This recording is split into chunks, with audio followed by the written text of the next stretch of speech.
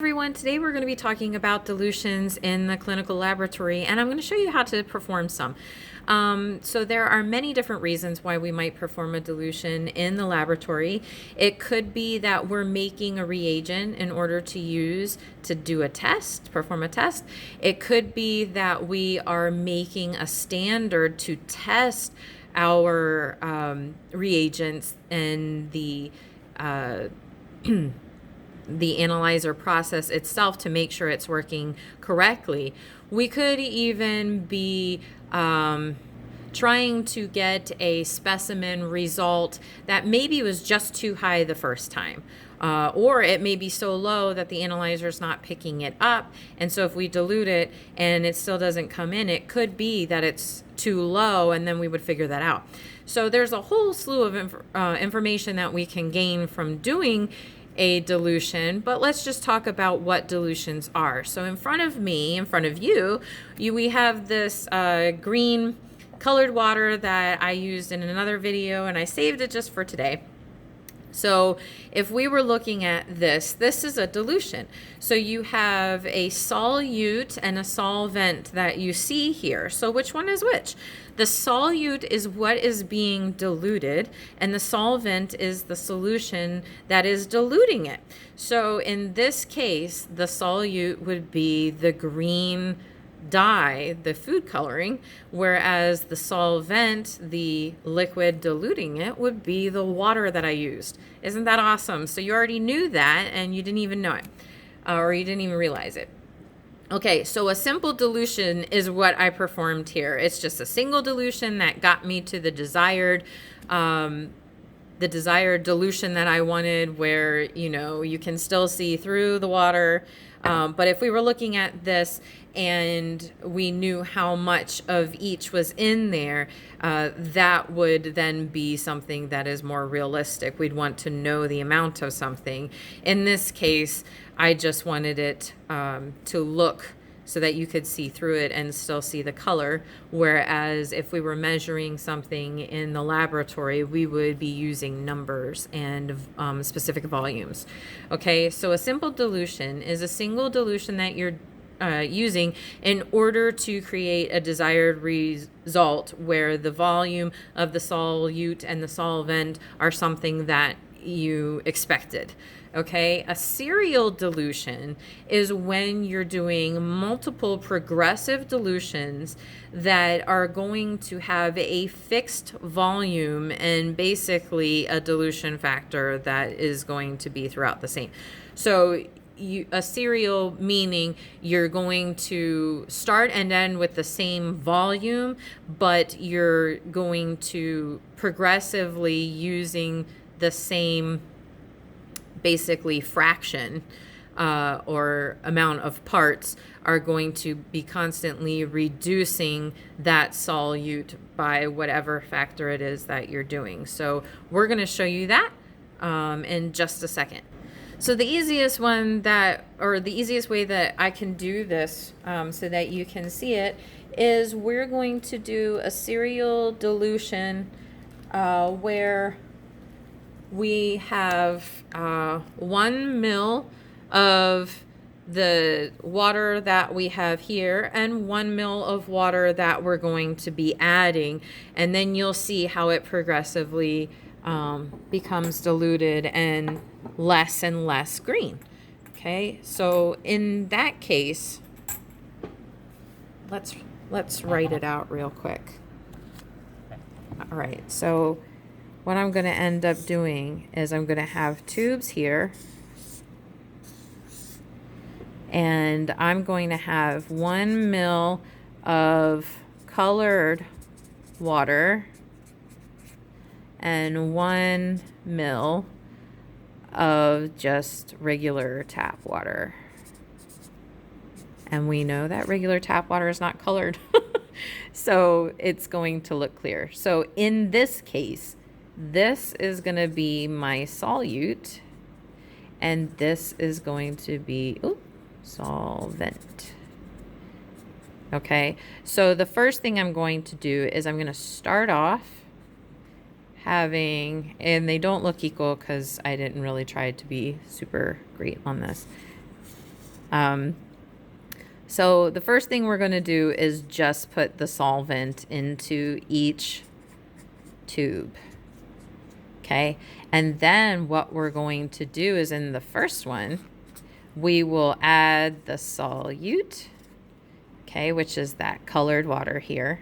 All right, so we'll have 1 ml here of solute, okay, and it'll mix. We'll end up mixing this. So after we mix it, we're then going to take only 1 milliliter out, and we're going to then put it in here. So all the way through, we're going to end up, if all of this were together, we'd end up with 2 mils, right? But what we're doing is we're going to put everything in a factor of half. So every time that we do a dilution, we have 1 part of the solute, and then this is the total of everything, okay, total parts. So you're never really actually writing just the solvent, you're adding the total of everything. So here, if I was looking at this, there's 1 milliliter of the colored water out of 2 milliliters of everything together. So this would be a 1 in 2. Okay, so here it would be 1 in 2. The next time I'm moving forward, I'm taking that 1 in 2 and I'm going to divide it in half again because, you know, I've got that solvent there.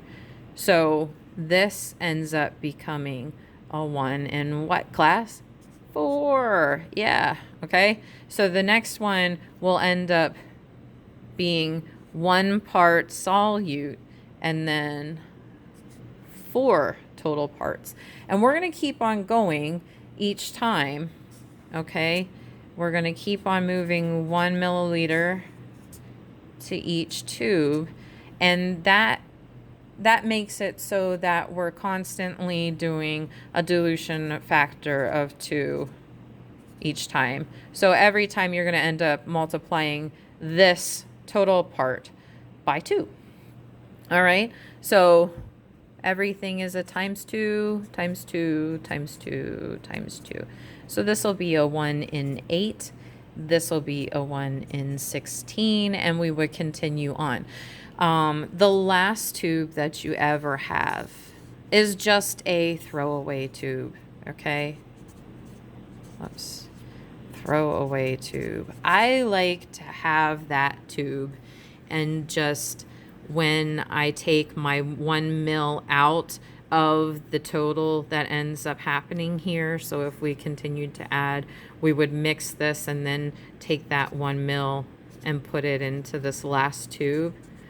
In here, we would end up with just 1 mil of that throwaway stuff, okay, that throwaway solution.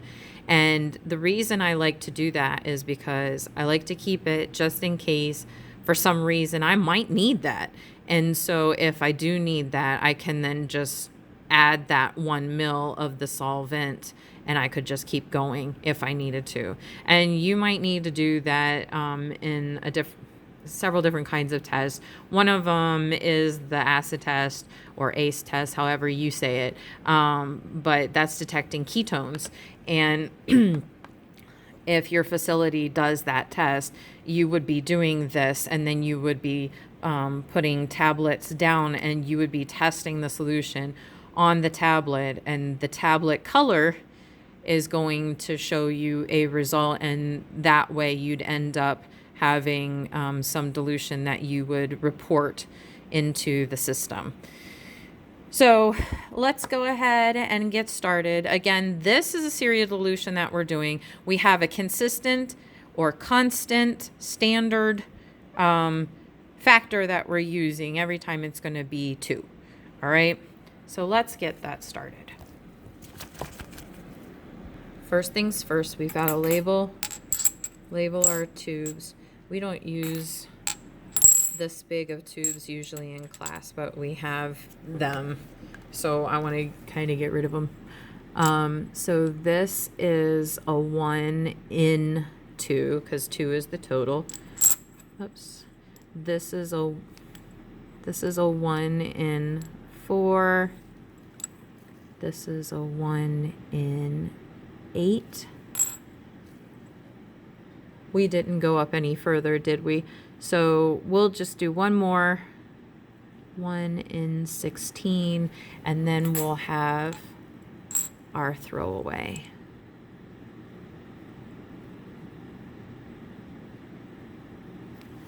So if we're looking at these, what two dilutions should be the same?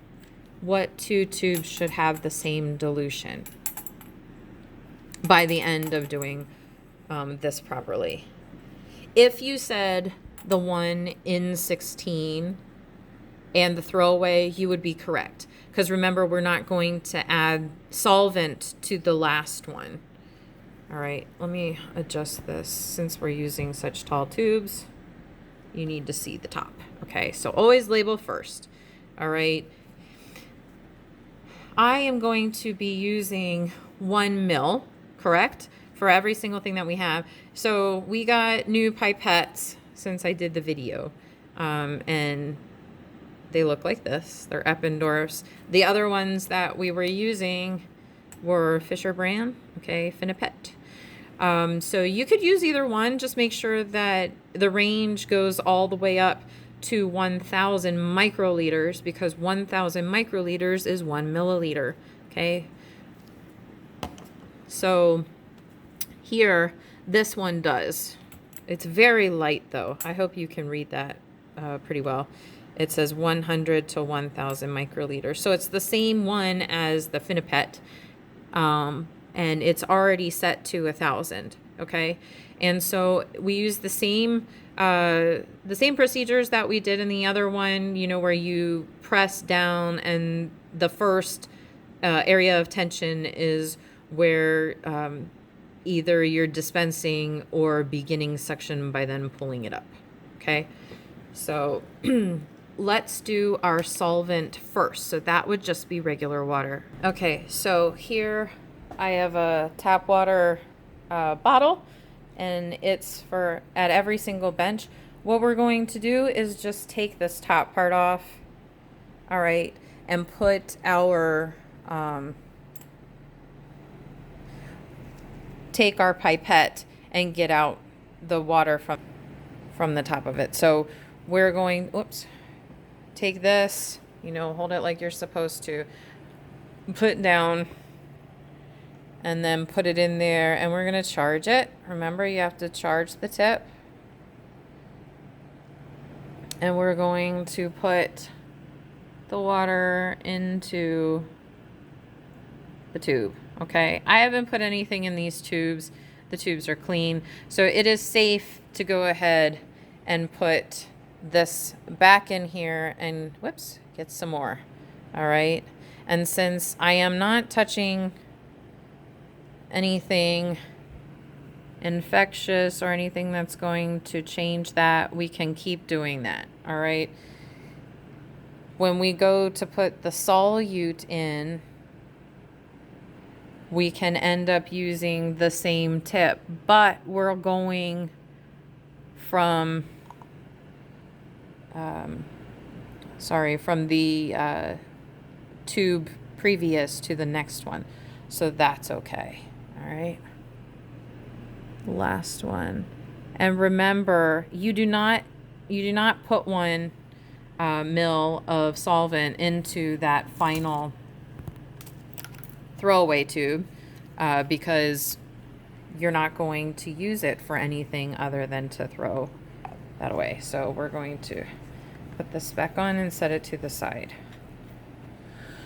All right, so the next part that we're going to do is we're going to then let's look at this. That looks pretty even. That's good. All right, so they should be relatively even because you're trying to use the same standard volume, right? So it should be level. All right, so we're going to use that same pipette, different tip. Okay, going to get a new tip. Here we are. All right, and we're going to put it on there. All right, so now we're going to get the colored water and put that on. Put that in there. Okay, so here we are. We are charging the pipette. Now we're going to add, I'll put this down now, add to the first tube. So remember, that's your 1 in 2, okay? So if we look at that, that's a pretty good green. Now we're going to use the same tip, it's fine. We're gonna mix.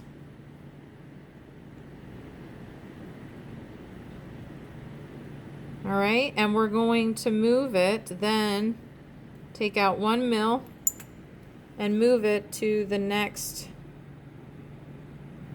Already you can tell that's not as green. All right, we're gonna charge it again. We're gonna keep on moving it out, moving along the serial dilution. All right, even lighter.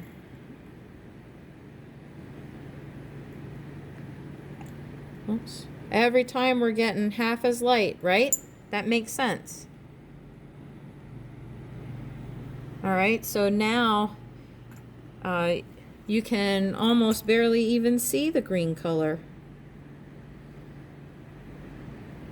Well, it's not really picking up very much green on the camera, but it's very faint here. Okay, so that's it.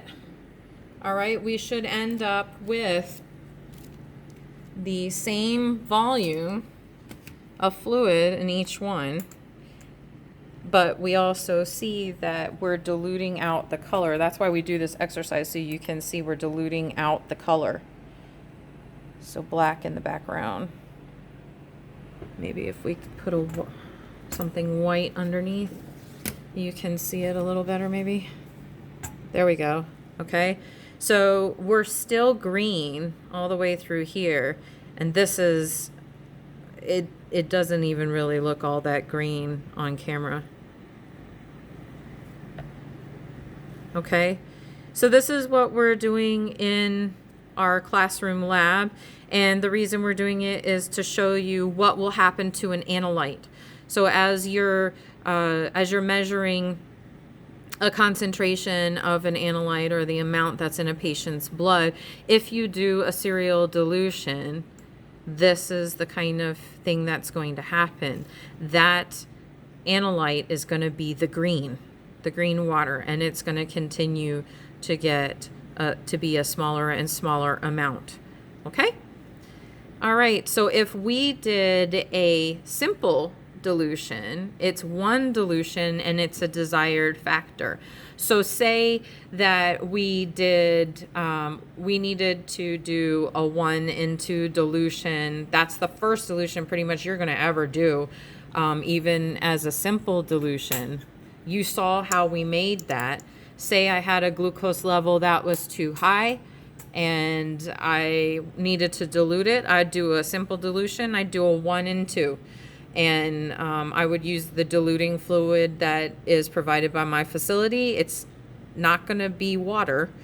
And you would go ahead and do that, and it would end up making it so that it's smaller and measured by, or able to be picked up. The amount is able to be picked up by the analyzer. So that being said, there is something that I do want to talk with you about. When we talk about an analyzer being able to measure an amount of an analyte, we're talking about a couple of things that are very important.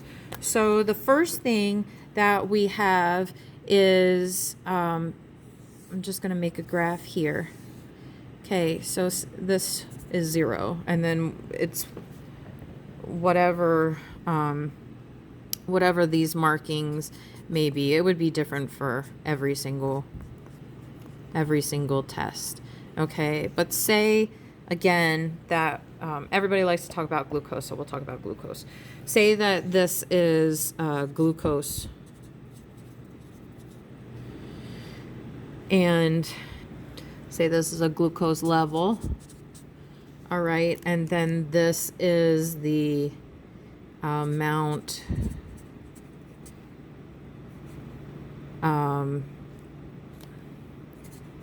analyzer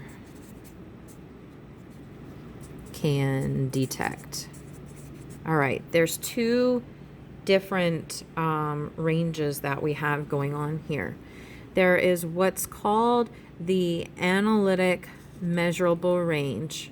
Okay, analytical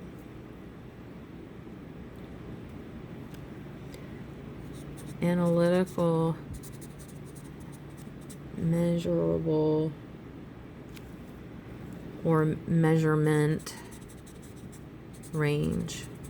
All right, this is the range, this whole part here, from the 0 all the way to this part, that the analyzer can detect of glucose without a dilution.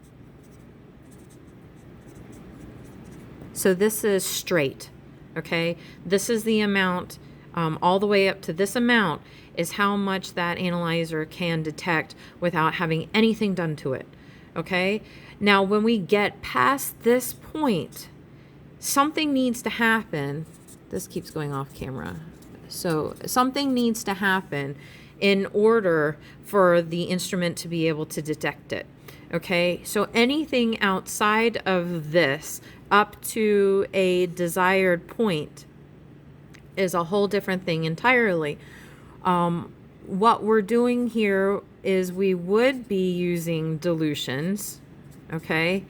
And that makes it so that we can get then to a second point. This second point is the highest that the analyzer can detect that is clinically reliable, okay? So your facility and your lab's medical director and your lab director, so the medical director would be a pathologist, they would have decided what this clinically accurate range would be. So this is called the clinical measurable or clinically reportable range. Okay, so this is your CRR and this is your AMR. Okay, the AMR only goes up to the highest it can go where there's nothing done to it. You can't go lower. I mean, if something's so small that it can't be detected, there's nothing you can do to make it detected because it's so small. So there's no way to go this way. So there's only a way you can go this way. So straight is in the AMR, and then diluted up to a certain point where it's still clinically reportable because you have reported that there are multiple times that you've created this accuracy where it's reliable. That is your CRR, or your clinical reportable range. All right, so depending on how many dilutions is necessary in order to actually detect whatever glucose level it is, it may show you that you have a QA issue where maybe whoever drew the chemistry tube could have drawn it from a glucose IV line, and all of a sudden you've got so much glucose in there because it's contaminated with IV fluid. So if you report that out, you're going to end up possibly killing the patient, depending on how far that action actually gets, because there's a whole process that would then happen, or treatment process that would happen to the patient, which would cause them to try to reduce the amount of glucose in the patient's blood, and that can be deadly. Okay, so we need to always make sure that every time we are performing testing and we're looking at results and we're doing dilutions and we're doing all these processes, we also need to have our minds thinking about the physiology of the patient's body. Does this make sense? And what could have happened? Could it have been a QA issue in phlebotomy? So it could be just a little bit higher, and it's just normal for that patient because that patient's a diabetic, or maybe that patient is coding and they sent down a level just to see where they were to try to, do something. Or it really could be a QA issue where there was contamination. So that's when you start to investigate. That's when you call up to the nurse or the physician and say, hey, I've got this result. You don't tell them what it is, because if you tell a result, then you have to report it. Okay, so you can say, I see this result. It doesn't seem physiologically possible. How was this drawn? Is the patient on an IV line? You can honestly look up the medications and see if the patient's on an IV, and then you can call and ask them if it was drawn from the line. Did they stop the line before they drew it? Is it possible that they could redraw and do it maybe from a different arm? So that's it for this video. We've seen serial dilution. We've talked about how to make one, what it does to the analyte that we're looking for, and why we would do it. We saw what a simple dilution was and how to do that, and when would we do that. And then we also talked about the different ranges and how a measurement is done of an analyte. I hope you enjoyed this video, and if you did, please click the subscribe button and you'll get all the videos every time they come out. Thank you so much for your support, and thank you so much for watching. I'll see you next time. Bye.